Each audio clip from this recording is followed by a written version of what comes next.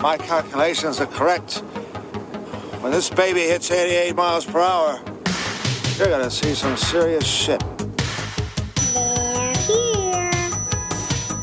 Do you really think you have a chance against us, Mr. Cowboy? Yippee-ki-yay, motherfucker. It's showtime. Right, welcome everybody to another episode of the VHS Strikes Back. I am one of your hosts, Chris, and my co-host and very good friend is Dave. Hey there, Chris, and hello to our listeners out there. Welcome to the VHS Strikes Back, the show where we dust off the old video player and go on a nostalgic journey to look at the good and the bad movies of yesteryear. Now, Chris, what are we going to review this week? Well, Dave, we're going to review. We're going to review. It's my pick. We're going to review a movie that I've never seen, but I thought, you know what? It's coming up to Christmas. Let's pick a unusual Christmas-themed movie. So, as you always say, my extensive research was basically, as we were podcasting last week, I just had a look before we started. 10 action movies you didn't know were Christmas movies. So, you know, we had like we knew Die Hard is, and even Rambo, I believe, comes within that now, because there's a couple of Christmas decorations when he's in the police station getting like checked in.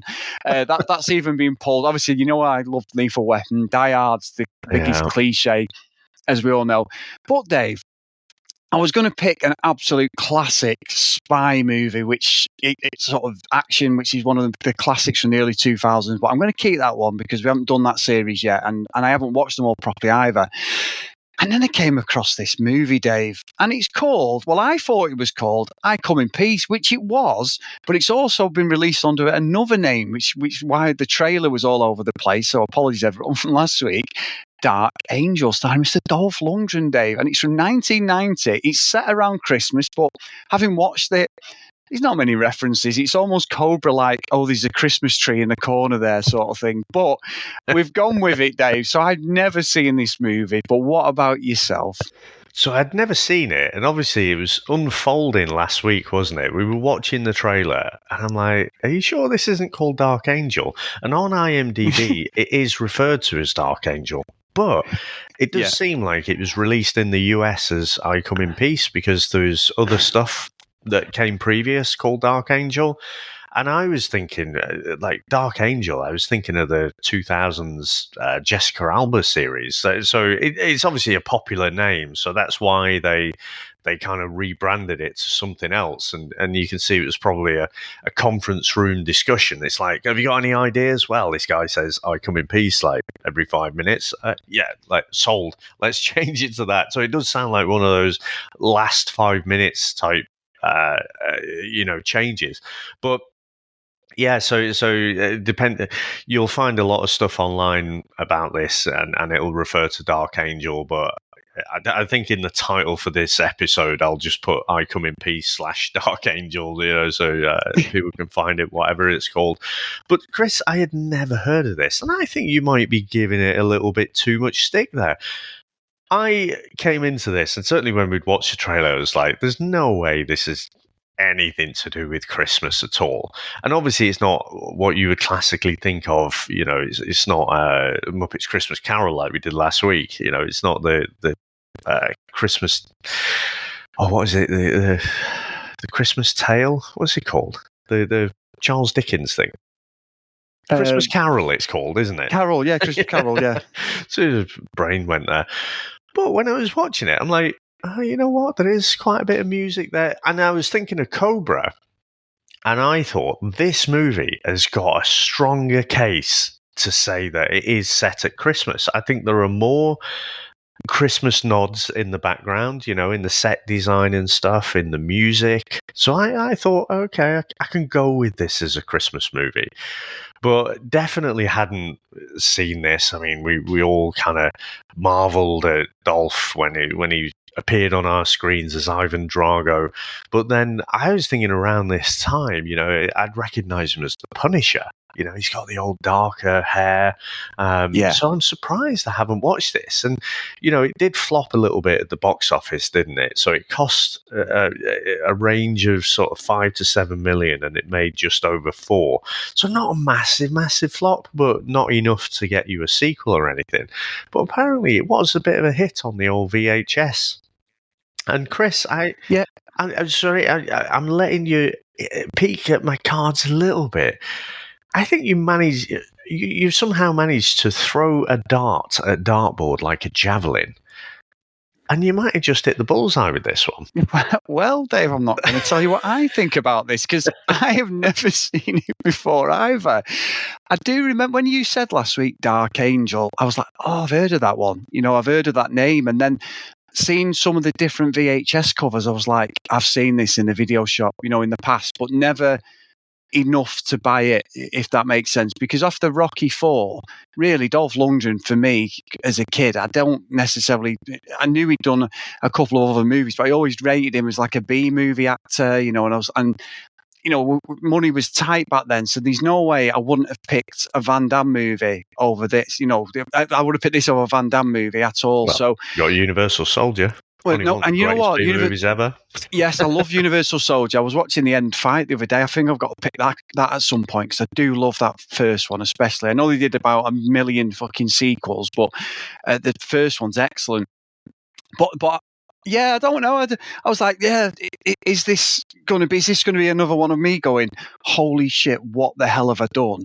But I think you may be right, Dave, just to reveal a little bit about myself, what I think about this movie. I've revealed a lot about myself over this podcast history, Dave, but this is what I think of the movie. So shall we get into the trailer? Let's go.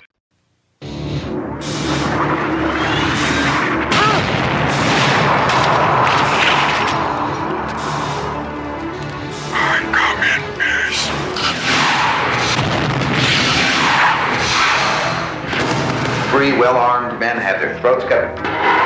Before they can even draw their weapons, who could possibly move that fast? I come in peace. Think the weapon's secure? Yes, I do.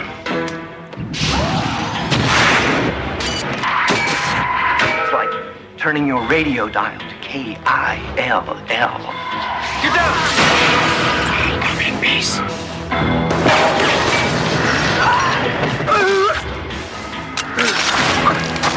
Stop him. He'll kill your people by the thousands. What does he want? Barcy, a priceless drug. Where I'm from, rare and illegal. What you call endorphins. Where did you say you were from? If he returns, it will be a slaughter.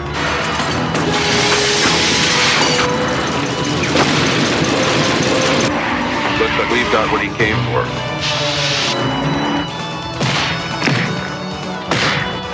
Pull your vehicle over immediately. Pull it over now.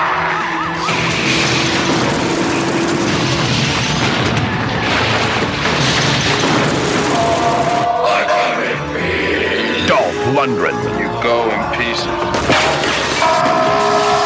I come in peace.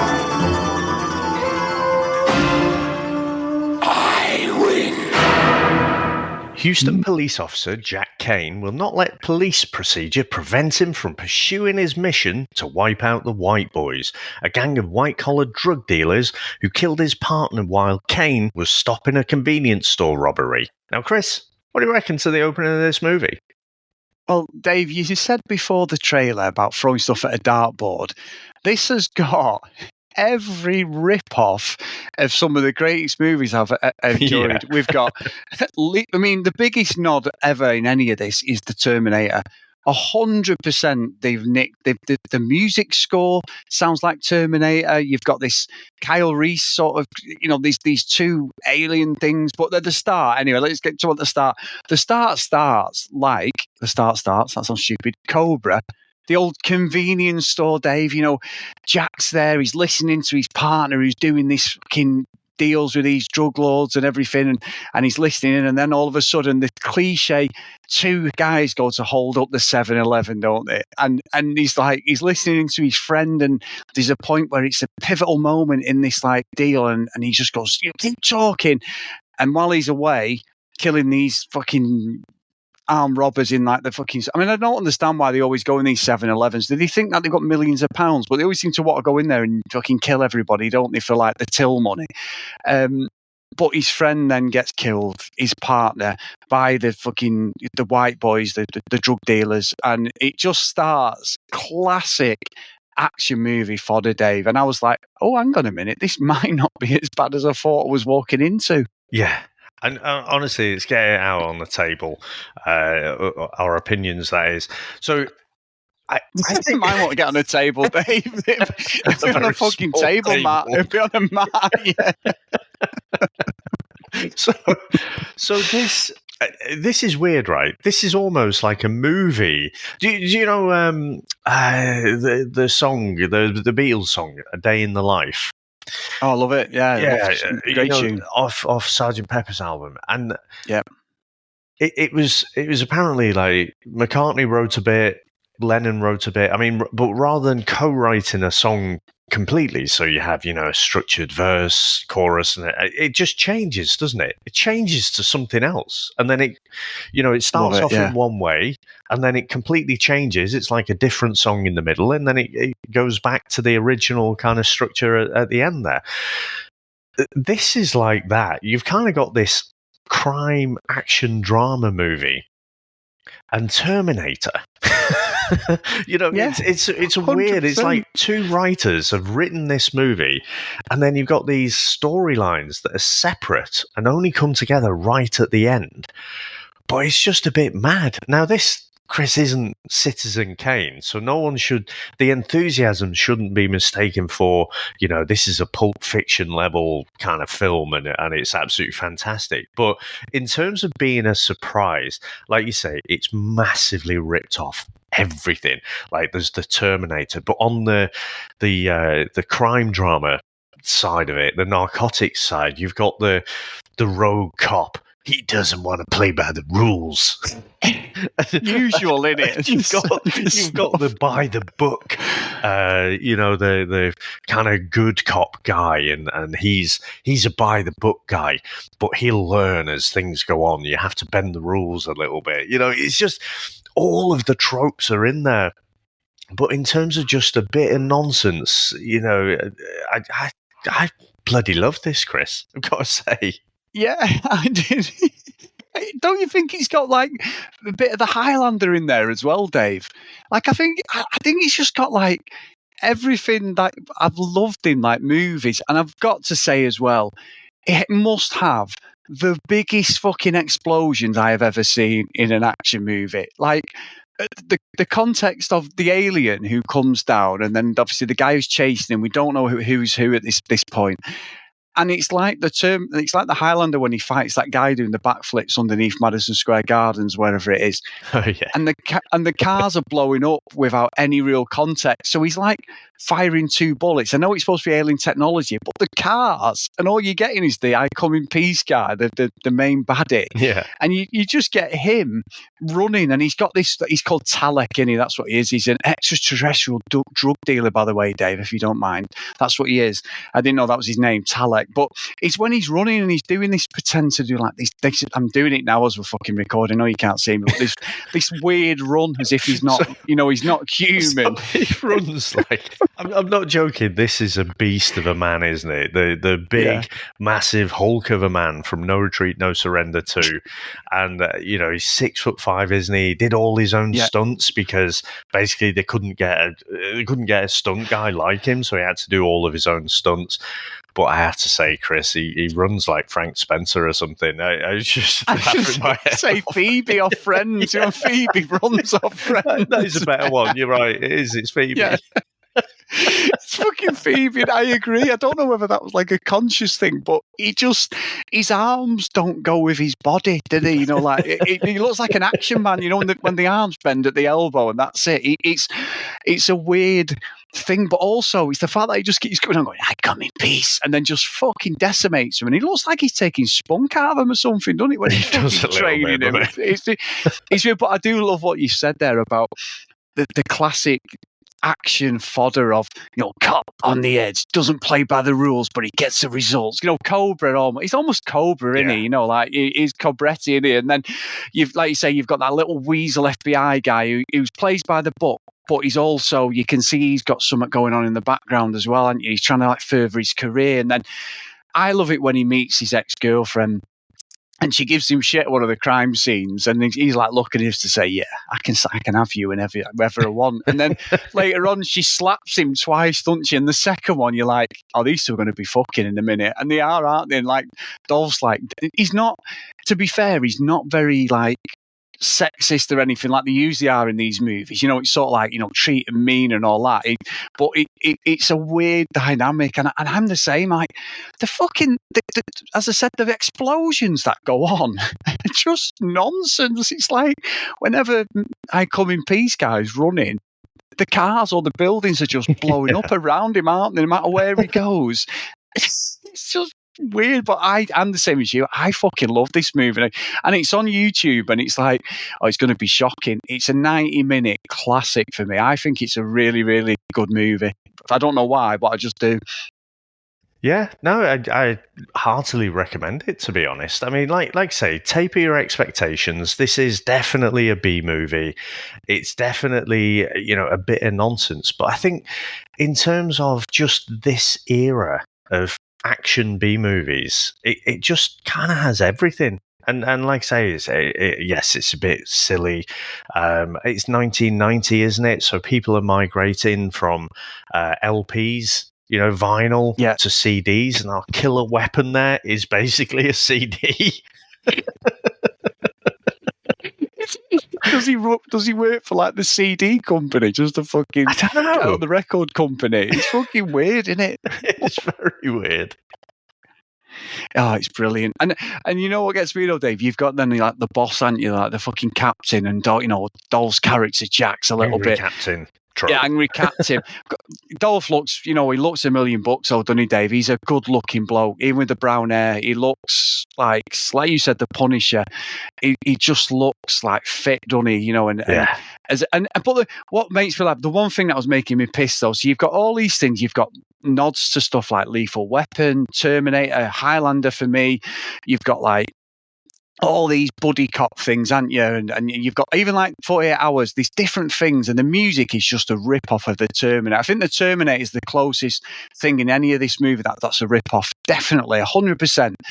But it's the fact that obviously Dolph's 6'4", and all the supporting coppers are about 5'5", 5'6", and they look tiny compared to him, don't they? Like there's a couple of times where he can't get through a police barricade, and they all double up towards the end in front of him, and he's like, oh yeah, we'll go over it. And I'm like, you're fucking massive. You could clothesline all these guys, but they haven't got that aesthetic of none of the characters are as big as Dolph. But then later on, we're supposed to believe that Talek is over 7 foot. Now, in real life, Dolph's the same size as this guy because there's some proper dodgy camera work going on to make him look like he's towering over Dolph. Obviously, he's a big bloke, Matthias, the thing he plays it, Talek. But Dolph just looks ridiculous, Dave. Whenever they're doing these like long-range shots, he is so big compared to all the rest of the cast, and he's massive. Yeah. And met him, of course, Chris, last year. You did. I met him at the Sci-fi Con, and can confirm there are no camera tricks. The guy is fucking massive. Van Damme, weirdly smaller than you would think. Shorter than me, Chris, which takes some doing. So, you know... I'm not saying anything. But I tell you what I also recognise was... Because he'd done, I can't remember what form of karate he'd done, but, you know, a lot of punching boards. His hands were like shovels. What, Dolph's? Dolph's, yeah. Just absolutely huge fists and stuff. He competed, didn't he? Yeah. But, you know, we laugh sometimes, don't we? Because Van Damme, obviously, in No Retreat, No Surrender, he took out Sugarfoot, did actually spark him out there. There was another similar case here. Now, to be fair, the guy who he took out, so it's one of the kind of low-level action stunt guys who he knocks out with a bit of a spinning back kick. And apparently, the actor had missed his mark. So Dolph did actually knock this guy out, but the shot looked great. I thought it looked fantastic, but just the action in this was pretty good. Like I say, he got to showcase a little bit of his martial arts as well.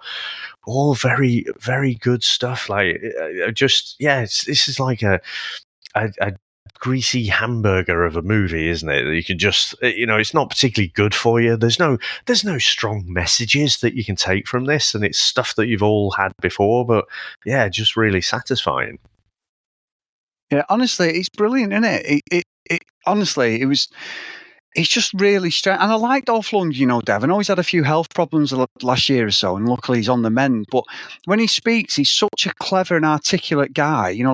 He's an engineer, wasn't he? And I was watching an interview with him the other day, funny enough, about like his dad and the family didn't want him to get into acting, and it was Grace Jones who got him into acting because he was a bodyguard, wasn't he, and all that. And he was actually training to be at MIT. He was actually training to be an engineer and everything. He's a very, very clever guy, but he speaks so well and he's very honest. He doesn't seem, I'm sure it comes with age. He's in his mid-60s now and he still looks ripped up and that, but I don't necessarily think he has the ego a lot of them do. Now, whether that's because he's European and he hasn't got Stallone had an ego out of this fucking world. It's only as he's got older, he's a bit more honest about it, but he's still there in him. I think Arnie's the same, isn't he? They only do things that benefit them. Did you see that fucking TikTok he did with his daughters and wife, though? I know. What the fuck is that? What are you doing there? Yeah, please stop. I mean, he's late 70s and it's fucking you're not a 15-year-old girl. You don't have to do these dancing TikToks, but... It's awful. It's fucking awful. But he does seem like, and I've really warned him as he's got old. Obviously, he was in Aquaman. I think he's in the sequel that's coming up, and he's active for years. Yeah, he's never been an Arnie. Dolph Lundgren, fucking hell. Ivan Drago's the peak of his career. That was his first acting thing, and that is the peak more than anything. He's done Expendables, all that sort of thing. But I just like listening to him. I think when he talks about things, he's one of the people you could sit and have a fucking drink with him and just listen to his stories. And I don't think there's any malice in what he says. He would have had an ego at some point, but he just seems, as he's got older, he seems more humble as a person. So yeah, I have a lot of respect for him, to be honest.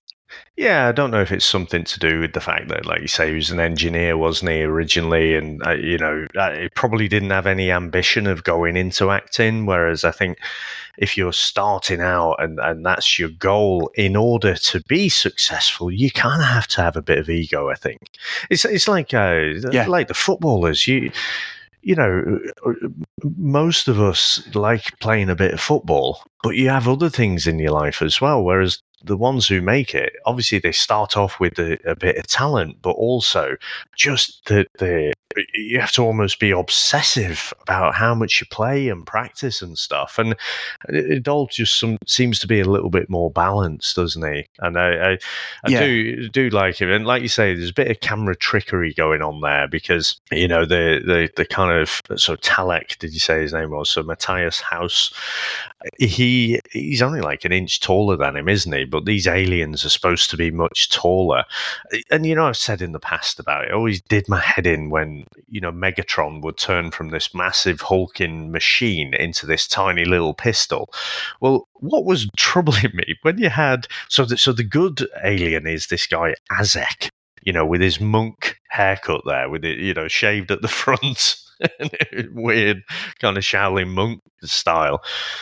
When he's stood up, he is massive, and yet he's got no problem getting in the back seat of a cop car. Yeah. And for some reason, that just really, really bugged me. I'm like, there's no way your knees, you know it yourself. Like if you're on a plane with not much leg room or something, you're stuffed, aren't you? But you're not 7 foot. It bothered me how he was supposed to be massive, but then could squeeze into this cop car. Weirdly, Chris, the whole movie, that's one of the things, silly little detail that bugged me.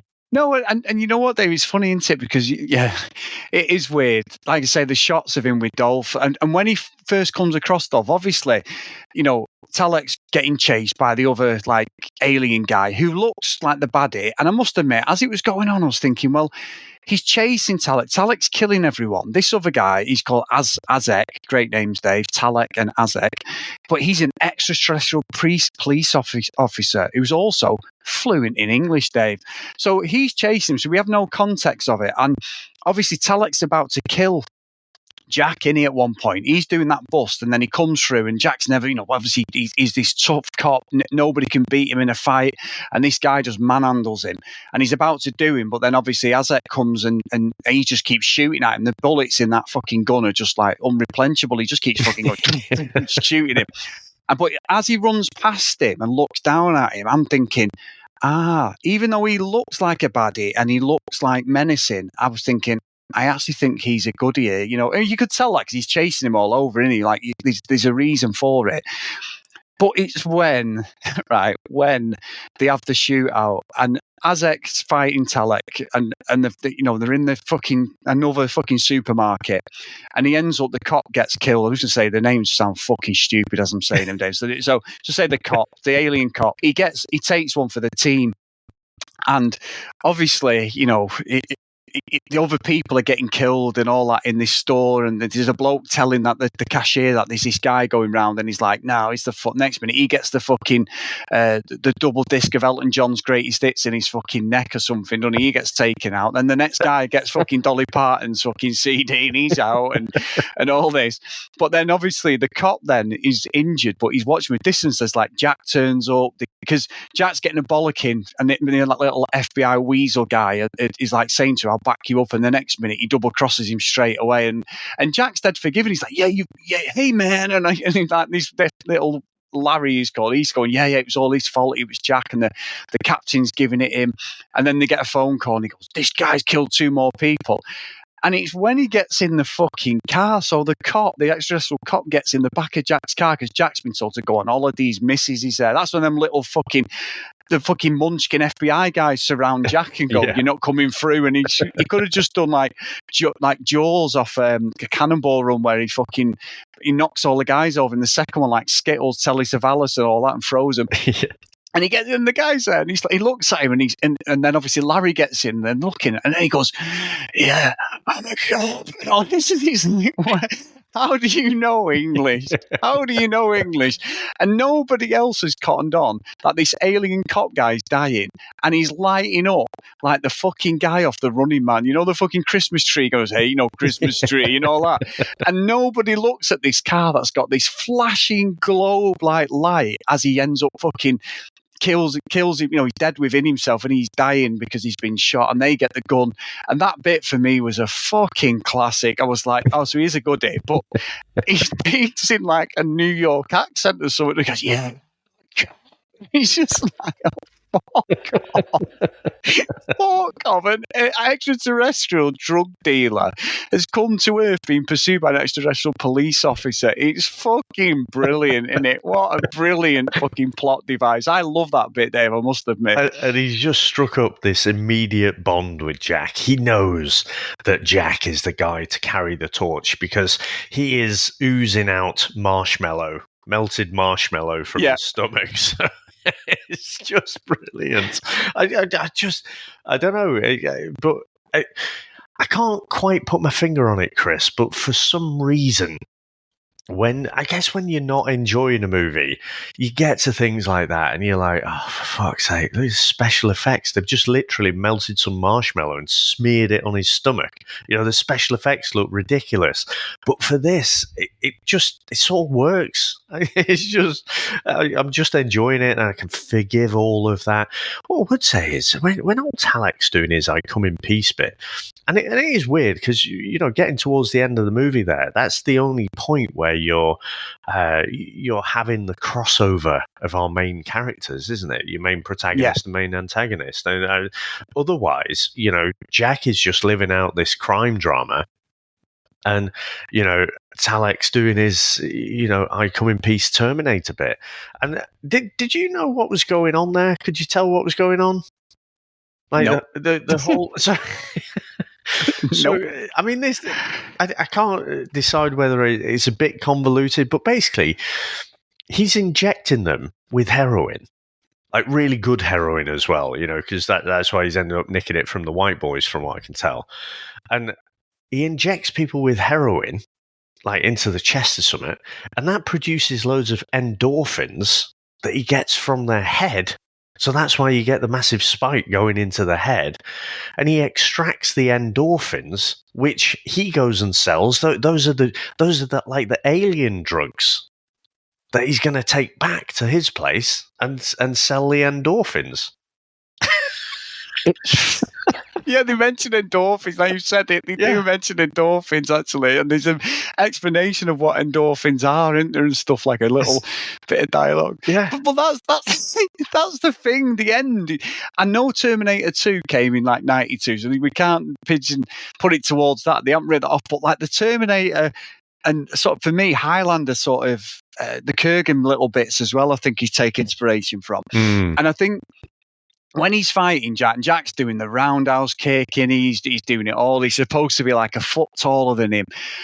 I love the fact that when the gun gets fingered, Smith takes one, the little weasel FBI guy, he gets shot, doesn't he, in sort of like the shoulder or wherever he gets shot, and he falls down. And Jack then starts getting, having a fight with him, and he's getting thrown about and all that. It's when he grabs the fucking harpoon thing, Dave. Fucking, Azek's there, fires this harpoon at him, doesn't it? And he does the old fucking, I can't even explain what he does, but he catches it, doesn't he? It's not exactly fucking Daniel LaRusso with the fly, with the fucking chopsticks, but it's like, come on. And he catches it there, doesn't it? And then it's like, he comes up with an Arnie like line, doesn't he? And just fucking stabs him back with it. And it's like, the sheer force of that coming out of his body from about 4 foot away, and he had the know-how to catch that. He has got the best reflexes I've ever seen. This is just brilliant, that bit, wasn't it, as well?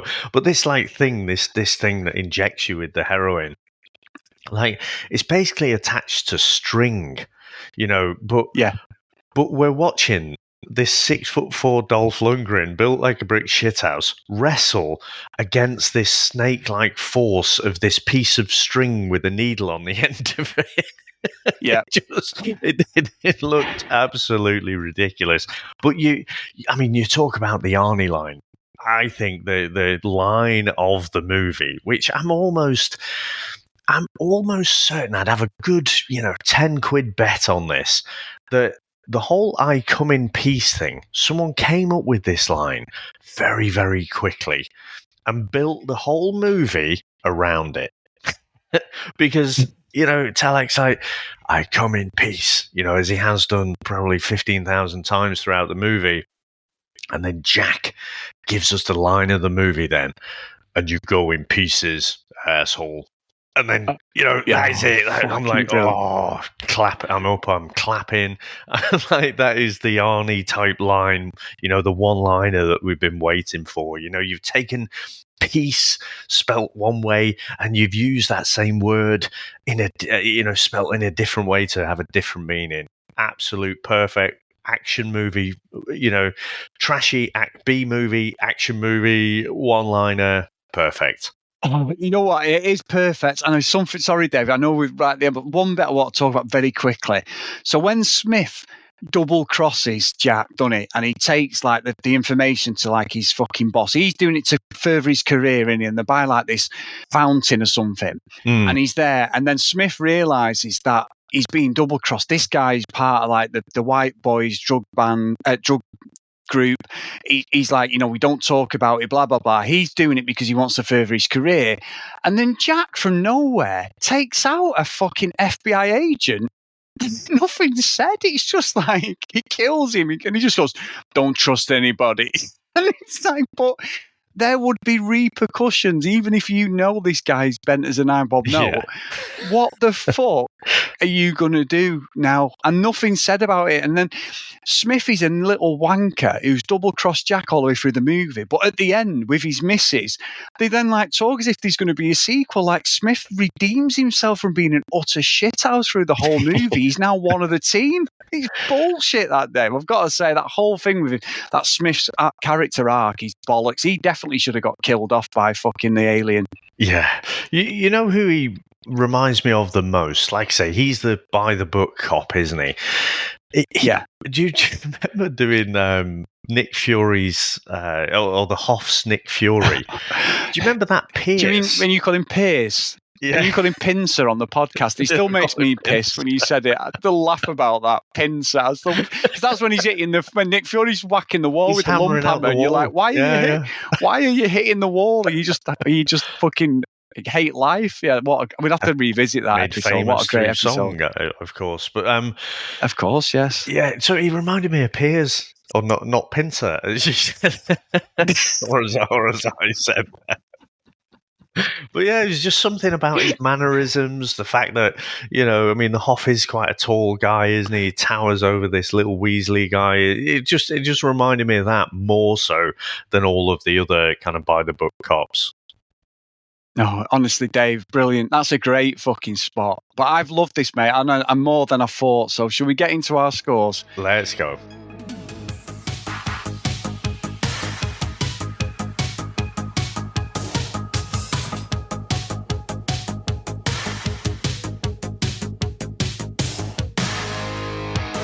So, Dave, I didn't know what was walking into. I thought this is going to be an absolute bag of shit. But I'm gutted now. I never watched this at the time, when early 90s. I would have loved this. It is absolutely my sweet spot. It is a sci-fi sort of buddy cop movie, Terminator, Highlander, Lethal Weapon ripoff. It was actually going to be called something quite close to Lethal Weapon at one point. They had to change it. Lethal Contact it was going to be called. But right. I will watch this again. You can watch it on YouTube. You can speed it up if you want, but you don't need to. It is 90-minute sweet spot of glorious. I would still class this as an 80s movie. It's 1990. It would have been shot late 80s. It is just class. It's absolutely ridiculous, the idea that these extraterrestrial drug dealers have come down and the cop speaks English. It's just, and the music is the Terminator. Matthew Hughes does all his own stunts, which is amazing, as you said before, Dave, because of his height and everything. And that is even better when you watch him, because there's no like double taking or anything. But no, I just think it's a great movie. And I think I'm going to put it, Dave. I've not done one for ages. I'm going to put this in Pleasantville. This really surprised me how much I enjoyed it. I really, really had fun with this and sat there and watched it in one sitting. So, yeah, really good movie. What about yourself? Awesome. Well, I enjoyed it as well. I sat down for this one, Chris, and I thought, for fuck's sake, it's another Phelps special. And you've made me watch some awful movies that mostly starring Lauren Avedon, but just lots of them in the last few years. And I'm like, here we go. I mean, like I say, it's a shorter movie by modern standards, but, you can still feel long. Chris, this didn't feel long at all. We're straight in there with the action, but also because you'd had it as this alternative Christmas movie, I'm like, oh yeah, is it going to be a Christmas movie? Well, no, there is actually quite a bit of Christmas in there. Not much of a Christmas message or a redemption arc or anything, but there were quite a few references in there. So I was convinced. Certainly if you're going to argue Die Hard as a Christmas movie, this one definitely is as well. And I just thought, I mean, obviously the film could be better, but there's just something satisfying about watching a movie in this era. And it just has everything that takes you back to that era. And like I say, you can imagine going to the video shop, looking at the cover and going, should I take a punt on this? Yeah, go on. And then I'm like you. I'm kind of gutted I didn't watch this at the time, because I would have absolutely loved this.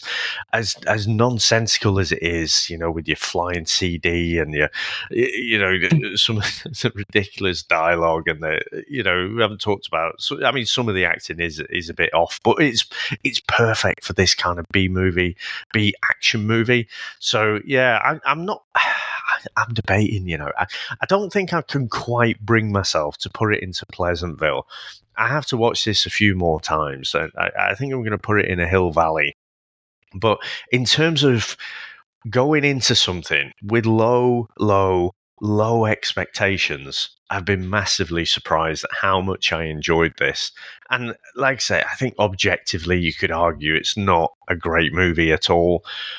But it's the kind of perfect action movie, or perfect action movie surprise, I should say. So, yeah, good pick, mate.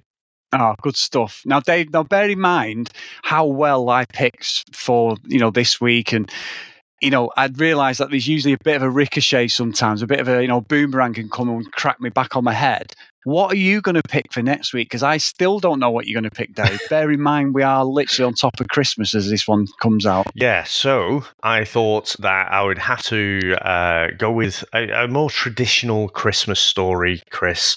And I thought, well, should I go? The absolute top, the pinnacle of Christmas stories is A Christmas Carol, despite me forgetting what it was actually called earlier in the podcast.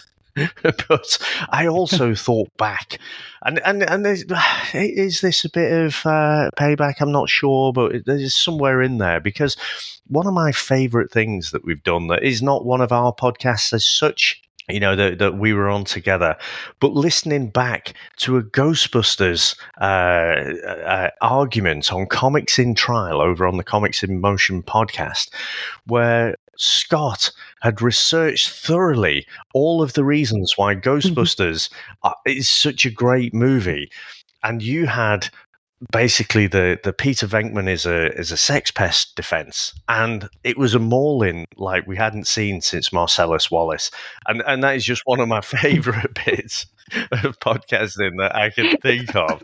So, Chris, what I thought we would do, I thought we would go back to, I think it's 1988. I'll have to fact check myself on that.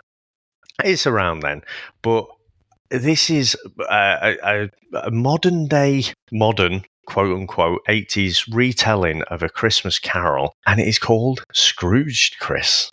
Now let's get into the trailer. 7 o'clock, Psycho sees Santa's workshop, and only Lee Majors can stop them. In the night the reindeer died. Be here. Yeah, Lee. You can't show that commercial. That thing looked like the Manson family Christmas special. Yeah. That's the Police Academy. Yes, sir. Well, you're a tad off base, sir. Frank Cross is more than the youngest network president in television history. Call security. Have them change his locks and toss him out of the building. Oh, he's fired? But it's Christmas. Thank you. Call accounting. Stop his bonus. Oh, watch out. Ah! He's a thoughtful boss. Thanks, boys. Get the nurse. A generous brother.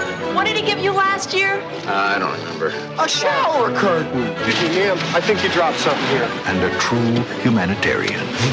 I can't get the antlers glued onto this little guy. We've tried crazy glue. Have you tried staples? But his life is about to change. Woo-wee! That was a good one. You are going to be visited by 3 ghosts tomorrow at noon. God, tomorrow's bad for me, Lou. As a matter of fact, the whole rest of the week is a washout. Ow. Anyone who thinks he hates Christmas is wrong. Go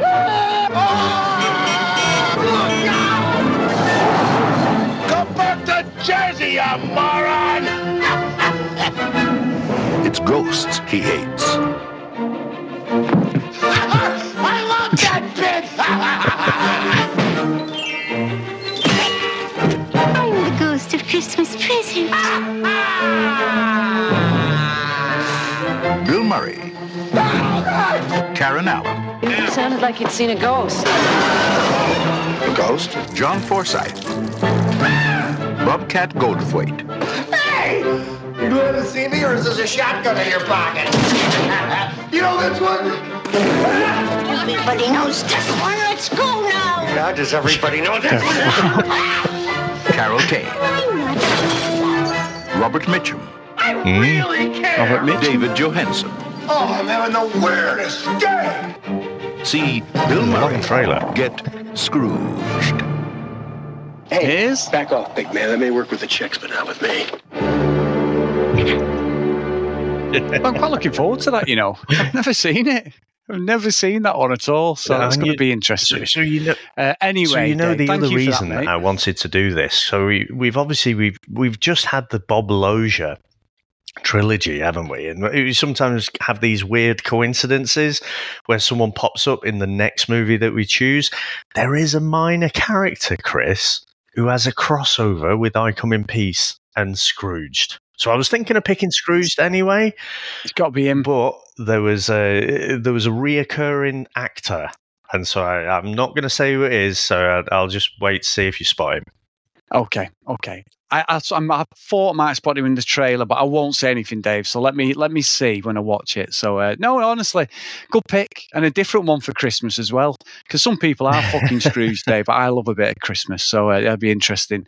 But no, thank you to everyone as always for supporting the podcast. We do appreciate it, guys. If you want to email us, the vhsstrikesback@gmail.com. If you want to follow us on social media @VHSStrikesBack. If you want to support us a little bit more, please get over to patreon.com/the VHS Strikes Back. And massive thank you to everyone this year who supported the podcast, past and present. We do appreciate it. We've got so many good friends off the back of this podcast, Dave. So it's excellent. And we want to wish all of you a happy and Merry Christmas as well. So have a good time with your families and that, guys. I really appreciate it. So, the roll call of honour for today is, and a big thank you to Sarge, Helen, Dylan, Stephen, Trent, Dan, Justin, Susan, Timothy, Matt, Heath, Kent, Lucky Lulu Green, Herb, Jacks, Math, Blake, John Hammond, and Mr. Tony Farina. So, have a great time, everybody, and thanks for picking this. Now, Dave. Dave.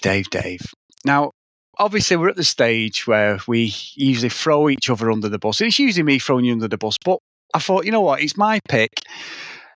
And I'm not going to do that to you. So, picture the scene, Dave. You've come in from work. You know, you've had a stressful day. I don't have many of them, Dave, but when I do have a stressful day, there's nothing better than, you know, realising that you've came home early. You think, you know what? I've got enough time for a danger wank, Dave. And you think, you know, what can we do for 10 minutes? That's either side of making me dinner and having a brew. What can we do for 10 minutes that'll just relax me and de-stress me after such a real taxing day, Dave? And there's nothing better than going on your favourite search engine, making sure, can your shoulder put it out? It can still do, Dave. It can still do a trick. And at the end of the 10 minutes, you just say to yourself, I come in peace, Dave. Marvellous. That's it, man. Game over, man. It's game over. What the fuck are we gonna do now? What are we gonna do? Maybe we could build a fire, sing a couple of songs, huh? Why don't we try that? We better get back, because it'll be dark soon, and they mostly come at night. Mostly. I'll be back. That's not. We came, we saw, we kicked its ass. Wax on, wax off.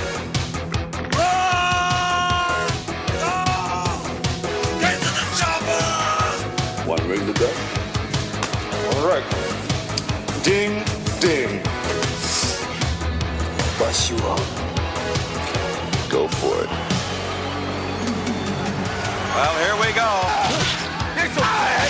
Ain't so bad. Ain't so bad. Come on. Ain't so bad. Ain't nothing. Come on. You must be crazy or something. I'm crazy. You just a stupid. Yeah, maybe you crazy. I ain't breathing heavy. He's a fool. He's stupid. I've seen you in 6 months.